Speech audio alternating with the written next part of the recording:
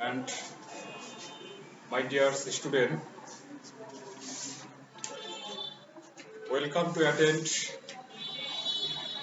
on the topics article Meritorious Public College Rangpur. ইংরেজি দ্বিতীয় পত্রর প্রথম যে আইটেমটা সেই আইটেমটা নাম হচ্ছে আর্টিকল। আর্টিকল টোটাল আমাদের মার্কস থাকে 0.5 into 10 equal 5 marks। অর্থাৎ আর্টিকেলের উপর একটা প্যাসেজ থাকবে, এই প্যাসেজটাকে আমাদের সমাধান করতে হবে। সে সমাধান কিভাবে করব, সেখানে আর্টিকেল বসাতে হবে। এই আর্টিকেল আসলে কি, আর্টিকেলটা সম্পর্কে আমাদের আসলে বুঝতে হবে যে 10টা ফিল ইন দা গ্যাপ থাকবে। এই 10টা ফিল ইন দা গ্যাপে যে a an and the and cross, যেখানে আর্টিকেল বসবে না সেখানে আমাদেরকে ক্রস চিহ্ন বসাতে হয়। যেখানে এ বসে সেখানে এ বসাতে হবে, যেখানে এন বসে সেখানে এন বসাতে হবে, যেখানে ডি বসে সেখানে ডি বসাতে হবে। বাট আর্টিকেল আমরা সহজভাবেই বুঝি এ এন এন্ড ডি কে আর্টিকেল বলে। But is this easy to say but difficult to do? অর্থাৎ এটা বলা সহজ, করা কঠিন। একটা স্টুডেন্ট যখন আর্টিকেল অর্থাৎ 1 নম্বর যে আইটেমটা ইংরেজি দ্বিতীয় পত্রের, এটাতে আর্টিকেল যদি 5 এর মধ্যে সে 5 পেতে চায়, তাকে অবশ্যই তাকে প্র্যাকটিস করতে হবে। And practice more and more, otherwise not. কারণ তাকে প্র্যাকটিসের উপর ডিপেন্ড করতে হবে এবং এ এন্ড ডি যে বেসিক যে নিয়মগুলো আছে এগুলো সম্পর্কে তার একটা কনসেপশন ধারণা থাকতে হবে যে এ কখন কোথায় বসে, এন কোথায় বসে এবং ডি কোথায় বসে। আমাদেরকে এই তিনটা ওয়ার্ড নিয়েই আমাদের আর্টিকেল, এন্ড যেখানে আর্টিকেল বসবে না আমাদের ফোর্থ একটা অপশন থাকে, সেইখানে ক্রস চিহ্ন বসাতে হয়। তো আর্টিকেল আমরা সহজভাবে বুঝি। আসলে আর্টিকেল সেন্টেন্সে কেন বসে, আসলে আর্টিকেলটা কি? আর্টিকেলটা হচ্ছে একটা অর্থাৎ অ্যাডজেক্টিভ। যেহেতু এটা সেন্টেন্সে বসে তাহলে এটা পার্টস অফ স্পিচের মধ্যেই ইনক্লুডিং, তাহলে এটা হচ্ছে একটা অ্যাডজেক্টিভ। এই অ্যাডজেক্টিভ জাতীয় শব্দগুলো এগুলোর বাংলা হচ্ছে বিশেষণ। তাহলে আমরা আর্টিকেলের ডেফিনেশনে বলতে পারি শুধু এ এন্ড ডি এতটুকুর মধ্যেই আমরা সীমাবদ্ধ রাখবো না। আর্টিকেলের ডেফিনেশন আমরা বলবো যে যে সকল বিশেষণবাচক শব্দ বা অক্ষর নাউনের পূর্বে বসে তাহার সংখ্যার নির্দিষ্টতা এবং অনির্দিষ্টতা প্রকাশ করে তাকেই আমরা আর্টিকেল বলবো। আর্টিকেল শুধু এ এন্ড ডি এতটুকুই যদি আমরা পড়ে বুঝতে চাই তাহলে we can not understand easily, আমরা এটা আসলে সহজভাবে বুঝতে পারবো না। আমাদেরকে আর্টিকেল সম্পর্কে বিস্তারিত আগে জানতে হবে। তো জানার জন্য আমাদেরকে এ এন্ড ডি এর ব্যবহারটা সম্পর্কে জানতে হবে।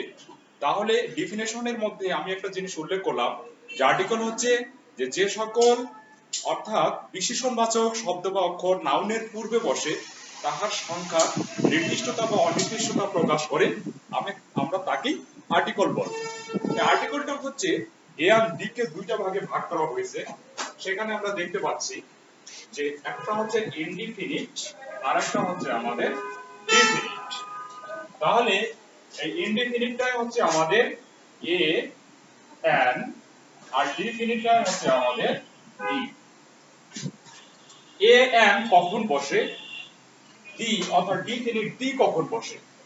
এ এন বসে অনির্দিষ্ট সময়ের জন্য এবং অনির্দিষ্ট বাচক। যেমন এখানে ইনডিফিনিটের একটা সংজ্ঞা দেওয়া হয়েছে যে এ ও এন কে ইনডিফিনিট আর্টিকেল বলে সাধারণত পূর্বে উল্লেখিত হয়নি এমন সিঙ্গুলার তবে তৃতীয় নয় ও কাউন্টেবল নাউন কে অনির্দিষ্টভাবে বোঝাতে আর্টিকেল ব্যবহার হয়। Such as example, this is a book. A.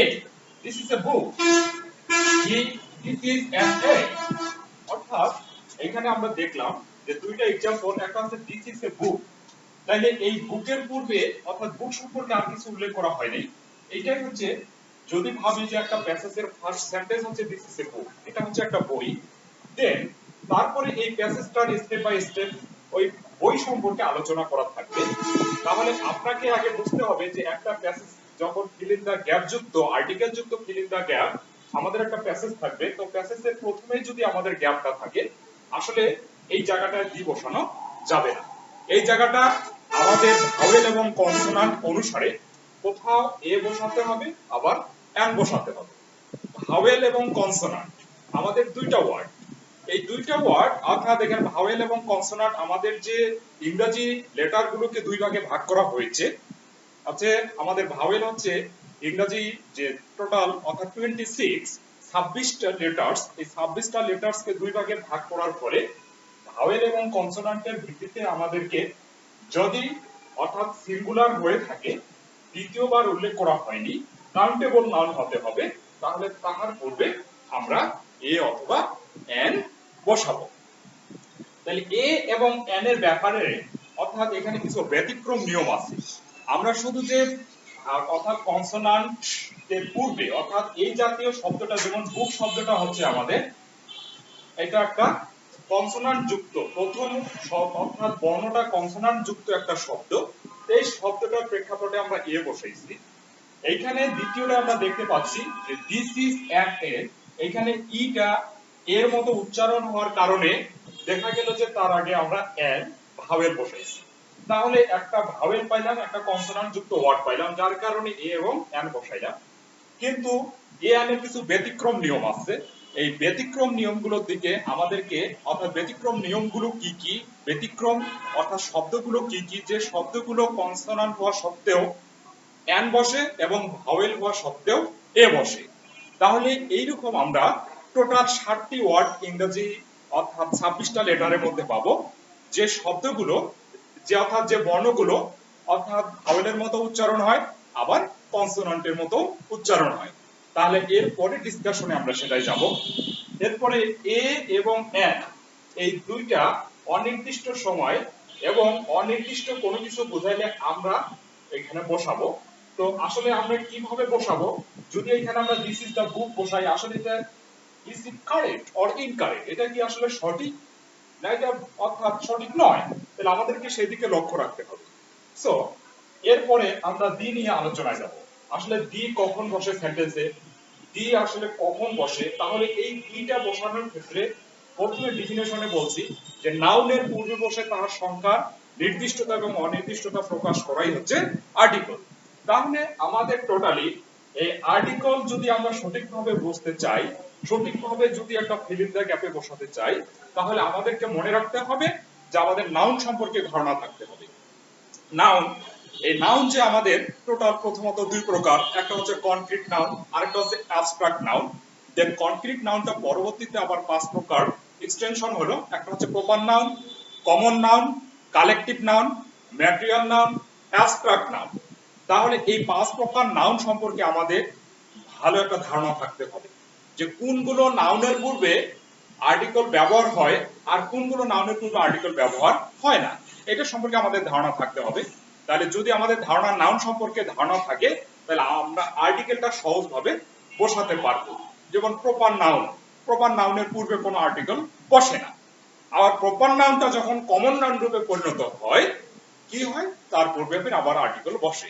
তাহলে আমাদের প্রপার নাউন কখন কমন নাউন রূপে রূপান্তরিত হয়, আবার দেখা যাচ্ছে কালেকটিভ নাউন কখন কমন নাউন রূপে রূপান্তরিত হয়, এই বিষয়গুলো সম্পর্কে আমাদের একটা ভালো ধারণা থাকতে হবে অর্থাৎ নাউন সম্পর্কে। তাহলে নাউন সম্পর্কে যদি ভালো ধারণা থাকে, তাহলে আমাদের আর্টিকেল বসা সো ইজি অর্থাৎ ভেরি ইজি, খুবই সহজ হয়ে যাবে।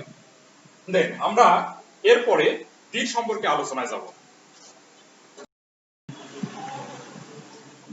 এরপরে আমরা দি অর্থাৎ যে হাউ টু ইউজ দি, দি কিভাবে আপনি ব্যবহার করবেন সেন্টেন্সে। সো দি ব্যাপারটা হচ্ছে যে দি কোনো কিছু নির্দিষ্ট করে বোঝালেই দি বসে, আমরা এটা জানি, কিন্তু নির্দিষ্ট করে কোনো কিছু বোঝাইলে সব ক্ষেত্রে যে দি বসে এমন ধ্যান ধারণা আমাদের পরিত্যাগ করতে হবে। কারণ দি ব্যাপারটা হচ্ছে যেমন নির্দিষ্ট করে, যেমন আমরা যদি বলি যে দি, যেমন একটা স্কুল, একটা স্কুলের নাম আছে মেরিটোরিয়াস পাবলিক কলেজ, তাহলে আমরা এখানে বসাতে পারি না মেরিটোরিয়াস পাবলিক কলেজ একটা নির্দিষ্ট নাম, এই নামটা বসাইতে পারি না the meritorious public college, it is incorrect, অর্থাৎ এটা হচ্ছে সঠিক নয়। তাহলে আপনি দি কখন বসাতে পারবেন, যেমন আমি এখানে একটা এক্সাম্পল দিয়েছি, যেমন আই নো দা ম্যান, আমি মানুষটিকে চিনি, অর্থাৎ আপনি এখানে কিন্তু বসাতে পারেন আই নো এ ম্যান, আমি একটা মানুষকে চিনি। বাট আপনি কোন মানুষকে চিনেন এটা কিন্তু আপনি নিজে, অর্থাৎ ঠিকই চিনেন কিন্তু আপনি নির্দিষ্ট করে বলতেছেন না।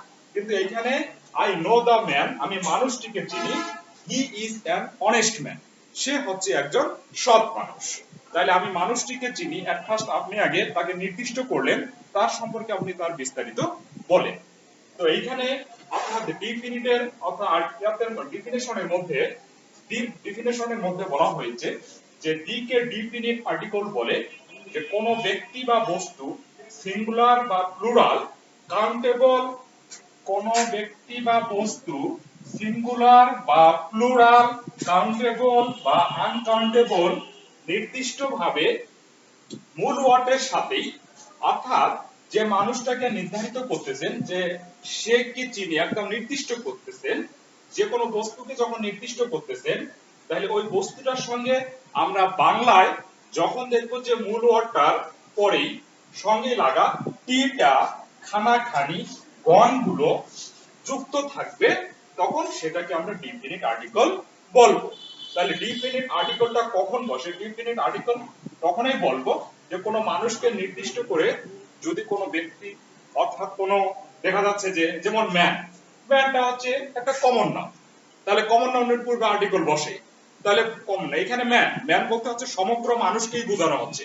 কিন্তু এখানে আমি বলতে পারবো না আই নো দা করিম, আমি করিমকে চিনি, আসলে প্রপার নাউনের পূর্বে কখনো আর্টিকেল ব্যবহার হয় না, কিন্তু আমরা কমন নাউনের পূর্বে আর্টিকেল ব্যবহার করতে পারি। তাহলে হচ্ছে I know the man, a man বলতে হচ্ছে যে একটা যদিও নির্দিষ্ট একটা মানুষকে বুঝাইলো। আবার দেখেন যে আপনি যদি এখানে আর্টিকেলটা ব্যবহার না করেন, যেমন ম্যান ইজ মর্টাল, এইখানে আপনি বসাতে পারেন না যে দা ম্যান ইজ মর্টাল, মানুষটি মরণশীল, কারণ সমগ্র পৃথিবীর মানুষই হচ্ছে মরণশীল, ম্যান ইজ মর্টাল, এখানে আর্টিকেল বসানো যাবে না। তাহলে কমন নাউনটা যখন সিঙ্গুলার অর্থে আসবে আমরা তার পূর্বে দি বসাবো, আর কমন নাউনটা যখন সামগ্রিক অর্থে আসবে, সমগ্র বিশ্বের প্রেক্ষাপটে ব্যবহার হবে, সেই ক্ষেত্রে আমরা কমন নাউনের পূর্বে দি উল্লেখ করব না। তাহলে দিটা হচ্ছে যে কোনো কিছুকে নির্দিষ্ট করে যখন বলবেন যে না এটা আপনার পূর্ব পরিচিত, সেই ক্ষেত্রে আপনি অর্থাৎ দি বসাতে পারবেন। তাহলে দি বসানোর ক্ষেত্রে আপনার একটা ভালো ধারণা থাকতে হবে। যেমন আমাদের বাজারে কিছু নোট এবং গাইড বই রয়েছে, সেখানে ইউজ অফ দির ব্যবহারগুলো রয়েছে। তো আসলে বাজারের যে গাইড এবং দি এগুলো হচ্ছে স্টুডেন্টরা পড়ে আসলে কতটুকু তারা নিজেকে ইমপ্রুভমেন্ট করতে পারে, এটা হচ্ছে ফ্যাক্ট। কারণটা হচ্ছে শুধু এমন ভাবে ওখানে উপস্থাপন করা আছে যে মুখস্থ করে গিয়ে যখন একটা স্টুডেন্ট অর্থাৎ পরীক্ষার হলে বা কোথাও গিয়ে প্র্যাকটিস করবে বা কোথাও পরীক্ষা দিবে, তখন সে আর্টিকেল অর্থাৎ 10টা এখানে কারণ 10টা করতে পারে না, কারণটা হচ্ছে সেখানে মুখস্থ বিদ্যা যখন থ্রো করতে যায় তখনই সে ধরা খায়। হ্যাঁ, আমি বলতেছি না যে রুলস পড়া যাবে না, রুলস গুলো মেমোরাইজিং করতে হবে, দেন প্র্যাকটিস মোর এন্ড মোর, যে এখানে বলতে হবে নিজের চিন্তা চেতনা থাকতে হবে, এখানে কেন দি হচ্ছে, এইখানে কেন এ হবে, এইখানে কেন এন হবে, এইখানে কেন ক্রস চিহ্ন হবে, তো এটা আমাদেরকে ভালো করে অনুধাবন করতে হবে। তাহলে অনুধাবন করার ক্ষেত্রে রুলস গুলো মেমোরাইজিং করতে হবে, দেন প্র্যাকটিস করতে হবে। তো দির ব্যাপারে যে দির ব্যাপারে কোনো প্রপার নাউনের পূর্বে যেমন দি আমরা বসাতে পারি না। নাউন যে 5 প্রকার, proper noun, common noun, collective noun, material noun, abstract noun, যে প্রপার নাউনের পূর্বে কখনো আর্টিকেল আমরা বসাবো না। আমরা কমন নাউনের পূর্বে আর্টিকেল বসাতে পারি, আমরা কালেকটিভ নাউনের পূর্বে আর্টিকেল বসাতে পারি, আমরা অর্থাৎ collective noun, proper noun, common noun, collective noun, তাহলে হচ্ছে কমন নাউনের পূর্বে বসাতে পারি, কালেকটিভ নাউনের পূর্বে বসাতে পারি, ম্যাটেরিয়াল নাউনের পূর্বে আমরা আর্টিকেল বসাবো আবার বসাবো না। যে ম্যাটেরিয়াল নাউন যখন সমগ্র পৃথিবীর অর্থাৎ পদার্থটাকে বোঝানো হবে তার পূর্বে আমরা দি বসাবো না, কিন্তু ওই পদার্থ দিয়ে কোনো জিনিস যদি তৈরি হয়, কোনো এলিমেন্টস যদি তৈরি হয় তার পূর্বে আমরা দি বসাবো। তাহলে আমরা বলতে পারি যে the ring is made of gold, অর্থাৎ এই রিংটা কি দিয়ে তৈরি হয়েছে? স্বর্ণ দিয়ে তৈরি হয়েছে। তাহলে গোল্ড বলতে হচ্ছে যে একটা স্বর্ণ, একটা উপাদান, যে এই উপাদানটার পূর্বে আমরা দি বসাবো না, কিন্তু ওই উপাদান দিয়ে যখন, অর্থাৎ এখানে বলা হচ্ছে রিং শব্দটা হচ্ছে একটা কমন নাউন, যে ম্যাটেরিয়াল নাউন দিয়ে যখন কোনো জিনিস তৈরি করা হয় সেটা কমন নাউন রূপে পরিণত হয়, তাহলে এই কমন নাউনের পূর্বে আবার দি বসানো যাবে। তাহলে এই চিন্তা চেতনাগুলো আমাদের থাকতে হবে। দেন অ্যাবস্ট্রাক্ট নাউন, অ্যাবস্ট্রাক্ট নাউনটা হচ্ছে গুণবাচক বিশেষ্য, হতে পারে গুড, হতে পারে ব্যাড। তাইলে এই গুণবাচক বিশেষ্যের দিকে আমাদের লক্ষ্য রাখতে হবে যে গুণটা কি। অর্থাৎ অ্যাবস্ট্রাক্ট নাউনের পূর্বে আর্টিকেল ব্যবহার হয় না। তাহলে আমরা যতগুলো নাউন একটা প্যাসেজের মধ্যে দেখতে পাই, সবচেয়ে বেশি আমরা অ্যাবস্ট্রাক্ট নাউনে দেখতে পাবো।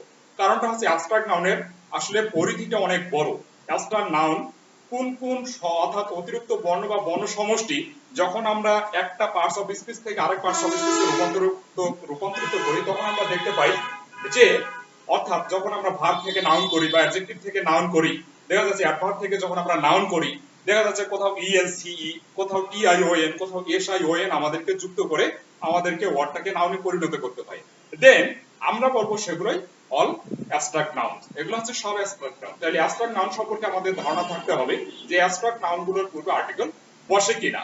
আমরা জানি যে অ্যাবস্ট্রাক্ট নাউনের পূর্বে কখনো আর্টিকেল ব্যবহার হয় না। এরপরে আমরা আরেকটা ব্যতিক্রম নিয়ম দেখতে পাবো। এটা আসলে আর্টিকেলের মধ্যে একটা ম্যাজিক। অর্থাৎ এর পূর্বে আলোচনায় আমি বলেছিলাম যে যে 7টা সব অর্থাৎ বর্ণ রয়েছে, যে বলছিলাম যে এ এন এর ব্যবহারটা যে অর্থাৎ কনসোনান্ট হওয়া সত্ত্বেও এন বসে, ভাওয়েল হওয়া সত্ত্বেও এ বসে, আসলে কখন বসাবো আমরা এই দিকে একটু আমরা যদি লক্ষ্য রাখি। যেমন এই যে ফার্স্ট বর্ণটা হচ্ছে ই, তো ইটার উচ্চারণ যদি আমাদের ইর মতো হয় তাহলে এটা ভাওয়েল হওয়া সত্ত্বেও আমাদের এ হবে। যদি একটি কোনো কিছু বোঝাই থাকে সেটা হচ্ছে অনির্দিষ্ট, এটা হচ্ছে কাউন্টেবল, সেটা হচ্ছে অনির্দিষ্ট হতে হবে, তাহলে তার পূর্বে আমরা এ বসাবো। ইটা যদি এর মতো উচ্চারণ হয় তাহলে যেমন এটার উদাহরণটা বলি, ই যেমন হচ্ছে আমরা অনেক সময় বলি ইউরোপিয়ান, তাহলে হচ্ছে এখানে যদি বসাই যে আমি ইট ইজ এ ইউরোপিয়ান, ইটা যখন ইর মতো উচ্চারণ হবে তাহলে তার পূর্বে আমরা এন বসাবো না, ভাওয়েল হওয়া সত্ত্বেও আমরা এ বসাবো। কিন্তু ই যখন এর মতো উচ্চারণ হবে তাহলে তার পূর্বে আমরা এন বসাবো। যেমন বলতেছি যে দিস ইজ অ্যান এ, এটা হয় একটা ডি, তাহলে এইখানে এটা কিন্তু আমরা ইটা কিন্তু এর মতো উচ্চারণ করি, ইর মতো উচ্চারণ করি না। দেন তারপরে এফ, এখানে এফ, এখানে এফ, এফ হচ্ছে যে এফটা যখন এফ এর মতো উচ্চারণ হবে, এফ এর মতো উচ্চারণ হবে তাহলে এটা কনসোনান্ট হওয়া সত্ত্বেও তার পূর্বে আমরা এন বসাবো, কারণ উচ্চারণ ব্যতিক্রম। এফ যখন ফর মতো উচ্চারণ হবে তাহলে তার পূর্বে আমরা এ বসাবো। দেন এইচ, এইচটা হচ্ছে এটা হচ্ছে কনসোনান্ট লেটার। সো এই কনসোনান্ট লেটারটা এইচটা যদি অর মতো উচ্চারণ হয় তাহলে তার পূর্বে আমরা এন বসাবো। এইচটা যদি হর মতো উচ্চারণ হয় তার পূর্বে আমরা এ বসাবো। দেন এল, এলটা যদি এল এর মতো উচ্চারণ হয় তাহলে তার পূর্বে আমরা এন বসাবো। এলটা যদি লর মতো উচ্চারণ হয় তার পূর্বে আমরা এ বসাবো। দেন এম, এমটা যদি মর মতো উচ্চারণ অর্থাৎ এম এর মতো উচ্চারণ হয়, এম যদি এম এর মতো উচ্চারণ হয় তাহলে আমরা এন বসাবো। আর এম যদি মর মতো উচ্চারণ হয় তার পূর্বে আমরা এন বসাবো। যদি কাউন্টেবল একটি অনির্দিষ্ট অর্থাৎ ভাবে বোঝায় তাহলে সেই ক্ষেত্রে আমরা ব্যবহার করব। ও, ওটা হচ্ছে ওটা যদি ওর মতো উচ্চারণ হয় তাহলে আমরা এন বসাবো। ওটা যদি ওয়ার মতো উচ্চারণ হয় তাহলে তার পূর্বে আমরা এ বসাবো। দেন আরেকটি ওয়ার্ড আছে, আমরা আরেকটা অর্থাৎ বর্ণ আমরা পাবো, শেষ বর্ণ, সেটা হচ্ছে ইউ। যে এই ইউ এর উচ্চারণটাও দুই ভাবে হয়, একটা হচ্ছে ইউ, ইউ এর মতো, আর একটা হচ্ছে ইউ আর মতো। তাহলে যদি ইউটা ইউ এর মতো উচ্চারণ হয় তাহলে আমরা তার পূর্বে এ বসাবো। আর ইউটা যদি আর মতো উচ্চারণ হয় তার পূর্বে আমরা এন বসাবো। টোটাল এই 7টি বর্ণ যেহেতু দুই ভাবে উচ্চারিত হয় সেহেতু যদি আমাদেরকে এ এন আর্টিকেল বসাতে হয় তাহলে আমাদেরকে উচ্চারণটার দিকে অর্থাৎ প্রনাউন্সিয়েশনটার দিকে আমাদেরকে অবশ্যই লক্ষ্য রাখতে হবে যে ইউটা আসলে আর মতো উচ্চারণ হচ্ছে না ইউটা ইউ এর মতো উচ্চারণ হচ্ছে। এই দিকে আমাদেরকে লক্ষ্য রাখলে আশা করি যে এ এন অর্থাৎ ইনডিফিনিট যে আর্টিকেল আমরা বলতেছি এ এন এর ব্যবহারটা আমরা সুন্দরভাবে উপলব্ধি করতে পারবো এবং আমরা ফিল ইন দ্য গ্যাপে একদম সুন্দরভাবে কারেক্ট করে আমরা বসাতে পারবো। So today's class that's is all. See you again. All the best. Allah Hafiz. Assalamu alaikum.